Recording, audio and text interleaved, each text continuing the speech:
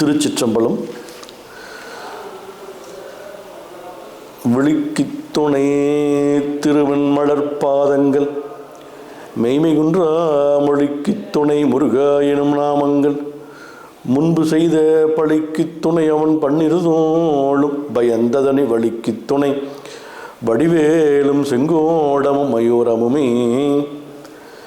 எல்லாம் வல்ல வழிபடு கடவுளாகிய தண்டமில் கடவுள் தண்டாயுதபாணி கடவுளுடைய திருவருளையும் சிறவை ஆதீனம் ஆதி குருமுதல்வர் திருப்பெருந்திரு ராமானுசனுடைய குருவருளையும் மனம் மெய்மொழிகளால் வாழ்த்தி வணங்குகின்றோம். முருகப்பெருமானுடைய அருளை பெற்றவர்கள் பலர் உண்டு. நமக்கு இலக்கியங்களிலே பார்த்தால் அகத்தியர், அருணிநாத பெருமான், திருவைகுண்டத்திலே பிறந்த குமரகுருபரர், இப்படி பல பாம்பன் சுவாமிகள், இப்படி பல அருளாளர்கள் முருகப்பெருமானை போற்றி வணங்கி அருள் பெற்றிருக்கின்றார்கள். அது நம்முடைய வரலாற்றிலே நடந்த நிகழ்வுகளாக நாம் பார்க்கின்றோம். பல வரலாறுகள் தொடர்ந்து வந்து கொண்டிருக்கின்றது. இந்த காலத்திலேயும் முருகப்பெருமானை நினைந்து அருள் பெற்ற சான்றோர்கள், எளிய மக்களும் முருகப்பெருமானை வணங்கி அருள் பெற்றிருக்கின்றார்கள். நடந்த ஒரு சுவையான நிகழ்ச்சி. ஈரோட்டுக்கு அருகிலே இருக்கின்ற பள்ளிப்பாளையத்திலே ஒரு அன்பர் வாழ்ந்து கொண்டிருக்கின்றார். அவருக்கு ஒரு பெண் மகவு இருக்கின்றது, ஆண் குழந்தை இல்லை. அவருக்கு கடவுள் நம்பிக்கை என்பது மிக குறைவாக இருக்கின்றது. ஒவ்வொரு ஆண்டும் அந்த பகுதியிலே பள்ளிப்பாளையத்திற்கு வடக்கே இருக்கின்ற சங்ககிரி, இப்படி பல்வேறு ஊர்களிலே இருந்து ஆயிரக்கணக்கான மக்கள் பாத யாத்திரையாக மார்கழி கடைசியிலே புறப்பட்டு தை மாதத்தினுடைய 3ஆம் தேதி 4ஆம் தேதி வாக்கிலே பழனிக்கு செல்வதை ஒரு வழக்கமாக கொண்டிருக்கின்றார்கள். அது பல நூறு ஆண்டுகளாக நடைபெற்று கொண்டிருக்கின்றது. இப்படி ஒரு 35-40 ஆண்டுகளுக்கு முன்பு பாத யாத்திரையாக வருகின்ற அன்பர்கள் அங்கங்கே இருக்கின்ற மாலை நேரங்களிலே ஓய்வுக்காக ஒவ்வொரு வீட்டிலே எங்கு ஒதுங்குவதற்கு இடம் கிடைக்கின்றதோ அப்படி ஒதுங்கிக் கொள்வதை வழக்கமாக வைத்திருக்கின்றார்கள்.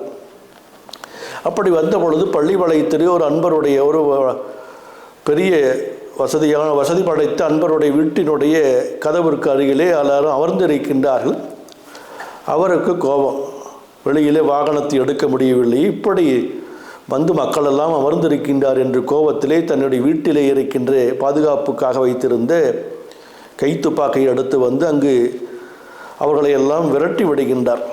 அவர்கள் ஒன்றும் சொல்லாமல் பக்தர்கள் அமைதியாக முருகப்பெருமானுடைய திருவருள் இப்படி இருந்தால் அப்படியே நடக்கட்டும் என்று எண்ணிவிட்டு அவர்கள் அங்கே இருந்து சென்று விடுகின்றார்கள். அந்த செல்வந்தர் சென்னையிலே உள்ள ஒரு மிகப்பெரிய ஒரு செல்வந்தரை சந்திக்க செல்லுகின்றார். அவர் அவரிடத்தில் ஐயாவிடத்திலே பேசிக்கொண்டிருக்கின்ற பொழுது ஆண் குழந்தை இல்லை, என்ன செய்வது என்று வேண்டிய பொழுது அவர் சொல்லுகின்றார், நீங்கள் பழனிக்கு மாலையிட்டு மாலை அணிந்து விரதத்தை மேற்கொண்டு பழனிக்கு செல்லுங்கள், உங்களுக்கு கண்டிப்பாக ஒரு ஆண் மகவு கிடைக்கும் என்று சொன்ன பொழுது அவருக்கு அதிர்ச்சி. ஏனென்றால் பழனிக்கு பாத யாத்திரையாக சென்ற அன்பர்களைத்தான் நாம் விரட்டி வந்தோமே என்று எண்ணுகின்றார். இருந்தாலும் அவர் பெரியவர், அவர் சொல்லுகின்றார், எனக்கும் அப்படித்தான் இருந்தது, முருகப்பெருமானை வேண்டி வணங்கினேன், எனக்கு ஆண் குழந்தை கிடைத்தது, ஆகவே இன்றும் நான் முருகப்பெருமானிடத்திலே அளவில்லாத அன்பு கொண்டவனாக இருக்கின்றேன் என்று சொன்ன பொழுது இவருக்கு ஒரு சிறிது நம்பிக்கை வந்தது. இருந்தாலும் கூட அவருக்கு நான் பாத யாத்திரை செல்லுகின்றேன், ஆனால் எனக்கு குழந்தை பிறந்ததற்கு பின்பு விருப்பமாக செல்லுகின்றேன் என்று சொல்லுகின்றார். அப்படி ஆகட்டும் என்று அவர் வாழ்த்தி திருநீர் கொடுத்து முருகப்பெருமானுடைய படத்தையும் கொடுத்து வீட்டிலே கொண்டு சென்று நீயும் உன்னுடைய மனைவியும் அதற்கு வழிபாடு செய்யுங்கள் என்று கொடுத்து அனுப்பிவிடுகின்றார்கள். வீட்டிலே வந்து வணங்குகின்றார். அந்த பெண்மணி கருவுறுகின்றார். உரிய காலத்திலே அது அவர்களுக்கு ஆண் குழந்தை பிறக்கின்றது. மிக்க மகிழ்ச்சி. மீண்டும் அவரிடத்திலே சென்று, ஐயா, இப்படி நீங்கள் சொன்னபடி முருகப்பெருமானுடைய அருளாலே எனக்கு ஒரு நல்ல ஆண் குழந்தை பிறந்திருக்கின்றது, மாலை அணிந்து செல்ல வேண்டும் என்று சொன்னவர்கள், உங்களோட ஊருக்கு அருகிலே யாராவது முருக பக்தர்கள் இருந்தால் அவரிடத்திலே சென்று மாலை அணிந்து நீங்கள் காவடி எடுத்து முருகப்பெருமானுக்கு சென்று வழிபாடு செய்யுங்கள் என்று சொல்லுகின்றார். அப்படியே ஆகட்டும் என்று சென்று ஊரிலே ஒரு முருகனுடைய திருக்கோயிலுக்கு சென்று கேட்ட பொழுது, ஐயா, சங்ககிரியிலே ஒருத்தர் இருக்கின்றார், நாங்கள் எல்லாம் அவரிடத்திலே சென்று தான் மாலை அணிந்து பல ஆண்டுகளாக சென்று கொண்டிருக்கின்றோம் என்று சொல்லுகின்றார்கள். அப்படியே ஆகட்டும் என்று அவர் சென்று சங்ககிரியிலே அந்த குருவை சந்திக்கின்றார். குருவை சந்தித்து எனக்கு இப்படி முருகனுக்கு மாலை அணிந்து செல்ல வேண்டும் என்று நீங்கள் எனக்கு எப்படி அணிந்து கொள்வது, எப்படி செல்வது என்று சொன்ன பொழுதும் அவர் அதற்கான மரபுகளை எல்லாம் சொல்லி தினம்தோறும் நீராடி மாலை அணிந்து முருகப்பெருமானுக்கு செல்ல வேண்டும், நீங்கள் இந்த சங்ககிரியிலே இருந்து நடந்து வர வேண்டும் என்று சொல்லி அவருக்கு வழிகாட்டுகின்றார். அப்பொழுதுதான் தெரிகின்றது, சென்ற ஆண்டு யாரை வேண்டாம் என்று சொல்லி தன்னுடைய கைத்துப்பாக்கை எடுத்து மிரட்டி அனுப்பினாரோ அவருடைய இடத்திலே சென்று அவரையே குருவாக ஏற்றுக்கொண்டு அவர் மூலமாக மாலை அணிந்து முருகப்பெருமானுக்கு பழனிக்கு செல்லுகின்ற ஒரு அருளை முருகப்பெருமான் அருளி இருக்கின்றார். யாரை ஒதுக்கினாரோ, யாரை கொன்று விடுவேன் என்று சொன்னாரோ அவரையே நாடி சென்று அவரை தன்னுடைய குருவாக ஏற்றுக்கொண்டார். ஆகவே முருகனுடைய அருள் எப்படிப்பட்டது என்பது அவருடைய வாழ்க்கையிலே நடந்த இந்த ஒரு சம்பவம் சமீபத்திலே சென்ற நூற்றாண்டிலே நடந்தது. அந்த அன்பர் நம்முடைய இங்கு திருமணத்திற்கு வந்த பொழுது இந்த செய்தியை சொல்லி முருகனுடைய அருள் எனக்கு கிடைத்தது. அதிலே இருந்து ஒவ்வொரு ஆண்டும் நான் பழனிக்கு லட்சக்கணக்கான மக்கள் செல்கின்றார்கள்.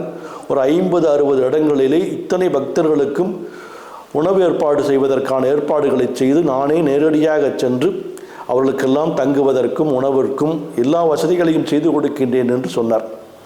ஆகவே முருகன் நினைத்தால் ஒரு தீயவரையும் நம்பிக்கை இல்லாதவரையும் கடவுள் நம்பிக்கை இல்லாதவரையும் நம்பிக்கையுடையவராக மாற்றி யாரை வேண்டாம் என்று ஒதுக்கினாரோ அவரிடத்திலேயே குருவாக ஏற்றுக்கொள்கின்ற தன்மையை மாற்றுகின்ற தன்மை முருகப்பெருமானுக்கு உண்டு. இது இந்த காலத்திலே நடந்த அற்புத நிகழ்வு. இப்பொழுது அவர் மறைந்து விட்டாலும் கூட அவர்கள் காட்டிய அந்த வழியில் இன்றும் அந்த லட்சக்கணக்கான மக்களுக்கு பாத யாத்திரையிலே செல்லுகின்றவர்களுக்கு ஆங்காங்கே உணவுகள் வழங்கப்பட்டு கொண்டிருக்கின்றது. ஆகவே முருகப்பெருமானை நினைந்து சரணடைந்தால் நம்முடைய துன்பத்தை களைந்து அருளுவான் என்பதற்கு இது ஒரு வரலாற்று உண்மையாக இந்த காலத்திலே நடந்த நிகழ்வு. ஆகவே வெற்றிவேல் முருகனுக்காக இருக்கின்ற முருகப்பெருமானை போற்றி நாமும் வணங்கி அவனுடைய அருளால் அவனுடைய தாளை போற்றி வணங்கி அவனுடைய அருளை பெறுவோமாக.